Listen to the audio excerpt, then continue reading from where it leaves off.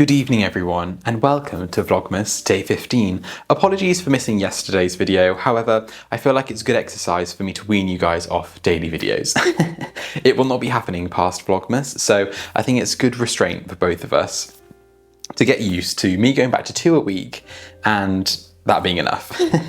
But yeah, apologies I missed last night. I hope you guys had a lovely evening. For this video, I think we're going to do something slightly different. A lot of you have asked how I tablescape and what my plans are for our Christmas tablescape, and I thought, why not create a video to show you what we're going to do? This is by no means meant to be educational, because I'm throwing together everything that we have in the house and hoping for the best.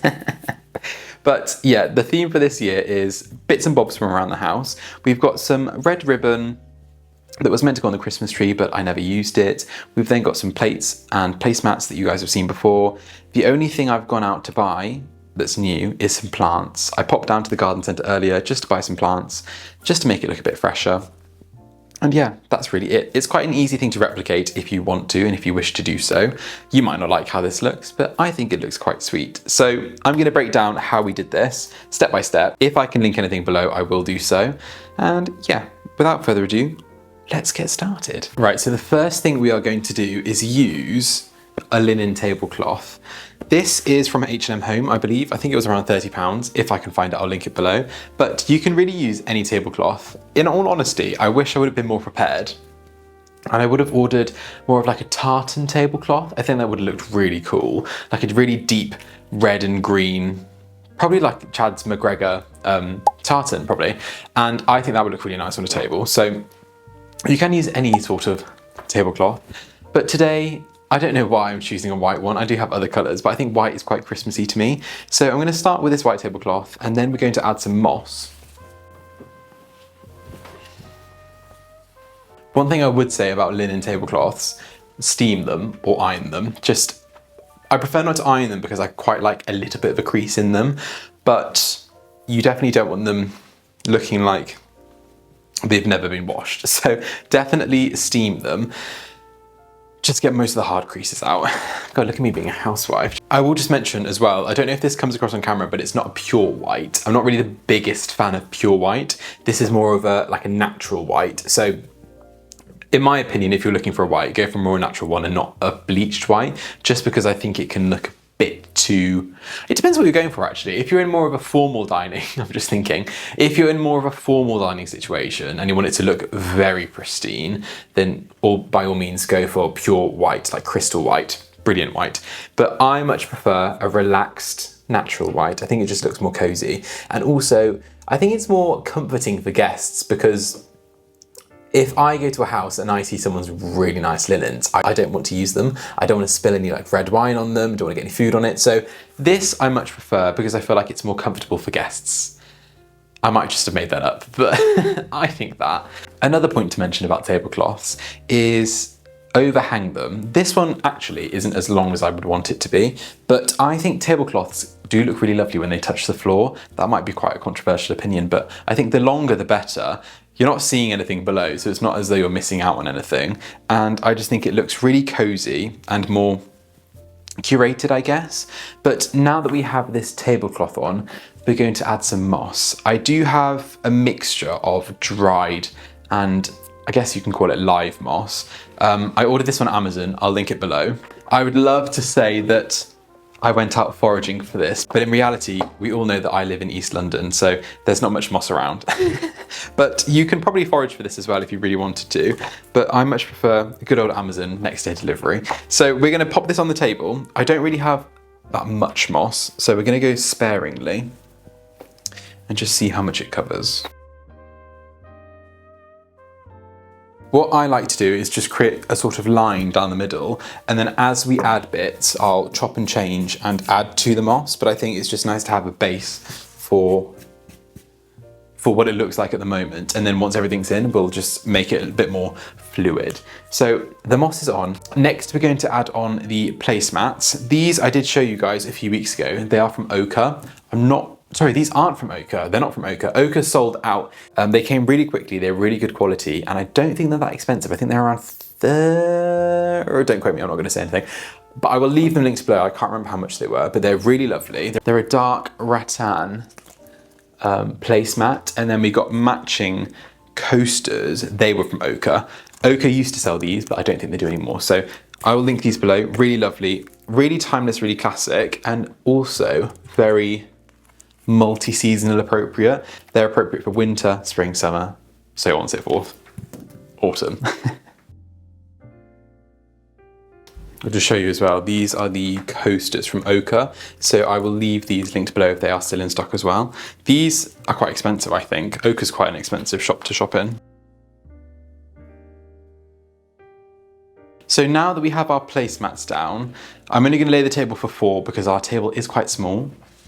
Oh, I thought Dougal was going to come and say hi then. Our table is quite small and normally we only really fit 4 or 5 people round. Next, we're going to add the candles in. For the candles, we've got a difference of material. So we have a glass candle holder and we have brass candle holders. The brass ones are from Nakuku and these glass ones are from a company called At Home with the Rudds in the Cotswolds, but I'm sure I can find something similar. So if I can find something like this, I will link them below.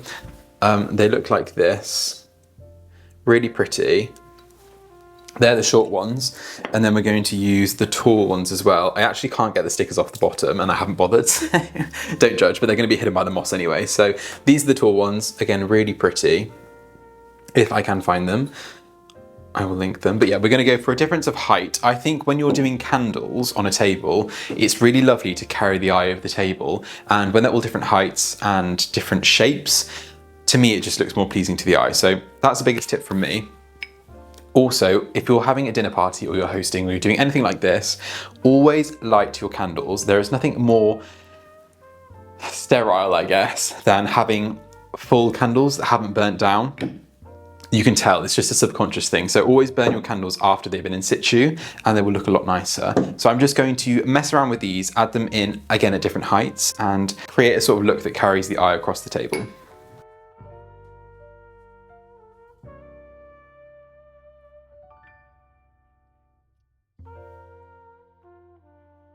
So now that the candles are in situ, I think that looks quite nice. I'm going to add in the plants. And for the plants, I picked these up from, I actually got these from Waitrose earlier. These are my antique pots that I bought a few months ago in the Cotswolds, but these bulbs you can get in tin trays for around £10 each. And there's always, I don't know, like a dozen bulbs in the tray. And these are from Waitrose, I think they were £10. They come with the moss already, so that's quite useful. But I've just potted these hyacinths, I want to call them, into these pots, and I'm just going to place them around the table. And then I also have another plant, which is a Hellebore Christmas Carol, and these are, to me, very Christmassy. So the difference of plants will look really lovely on the table. You've got the whites. These are a kind of lime green, and they sort of turn white, but I like the combination of the two. Okay, so I think I've got them into place and how I like them to look. You can probably tell by me running backwards forwards that I quite like to just change things when I don't think they look right, but I'm happy with this current positioning. Next, I'm going to add in let's do the plates. These plates are really beautiful. Again, I showed you these plates a few weeks ago. They're from a company called Nom. They're all handmade. They're a really beautiful design. Someone the other day did actually say that they reminded them of paper plates, and I really do see that now, and I can't unsee it because there's sort of a ribbed edge around the side. But I'm just gonna pop these on and then work my way around the table. One thing that I do love to do is stack my plates, but unfortunately I need to get another size of plate and I still haven't ordered them. But these plates are a bit too small to stack them. But I do have these really beautiful, again from Nom, fluted plates. They're a really beautiful green shade, and I think they would look really beautiful sat on top. So for the purposes of today, I'm going to add them to the plate. However, realistically, they're not that practical because of the size of the main plate. For the napkins, I've got these oak leaf printed napkins. They're not my favorite, I'm not going to lie, but they're from John Lewis. They're really quite affordable, and they're the only nice ones I could find around here. I know I could have ordered online, but I ordered these a few weeks ago for something and I've just kept them. So I thought I might as well use them and put good use to them. But I'm just going to tie a really simple bow around the napkin, and I'm just going to do it like a normal knot. Again, you don't really have to be too neat with these. People are just going to unwrap them. And I do think the more organic and I guess messy something looks the better for me. So again, I've just literally wrapped a bow around the napkin and I'm just going to place it on the plate, and then that red is going to tie in with the candles. And if you can actually see, I did already make a bow that I've placed on the candle. I think for either end of the table, this will look really pretty. I'm going to leave the ends quite long. They're probably not as long as I want them to be, but I did want them touching the floor. The other side is pretty much touching the floor, but this I think just adds a bit of design to the table. So we're going to repeat that one on the other side. Here's one I made earlier. I've added some, this is my favorite word on this channel, I've added some floristry wire to the end of this, and then what I'm going to do is just literally tie it to the candle holder, fasten the back, and then just spread it out across the table a little bit. And then I'm just going to add the rest of the napkins in. I actually don't have enough for the fourth napkin, so we're going to pretend like you didn't see that. We're just going to place this one on the plate. One of the last things that we have for the table are these crackers. These are from Burford Garden Centre, and I actually believe they're like a gardening cracker. So inside there's seeds and little bits to grow some plants. So I think they're quite sweet. So we're going to add the crackers on the left-hand side. And then the last thing I think we need to do is add the cutlery. Again, you can chop and change where the plants are. We're really not that particular about where they go, as long as it look pretty. Just also be careful of your bows not setting alight. If you're not a fan of using real candles, there are companies that do fake candles, which are equally as lovely and just safer. So if you want to opt for those, you can, but I do like to do a bit of real fire. So now that's done, I'm just going to add the cutlery, and I think we're nearly done.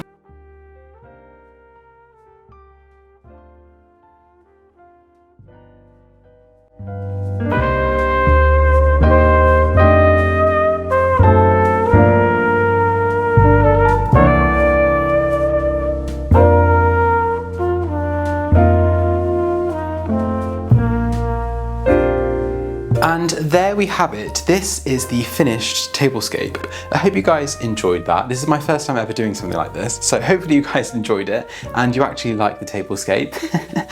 Everything we've used is from around the house, and in all honesty, it is quite budget friendly. I think that the best thing about tablescaping is it's very individual to each and every person, and it's just a collection of the things that you love. Nothing has to be over the top. All we have here is plates, candles, and some plants, so we're not breaking the bank. My biggest tip for tablescaping would be to embrace a bit of difference. So not all plates have to be uniform, all the candles don't have to be the same height, the same color, the same texture. Plants can be different. So just do what you love, and if it doesn't look right, sorry.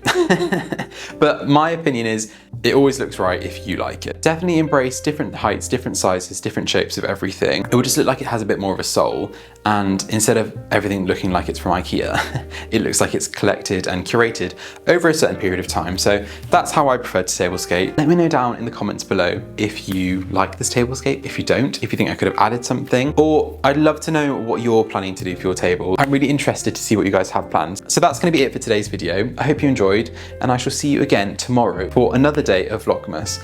Have a lovely evening. I shall see you tomorrow.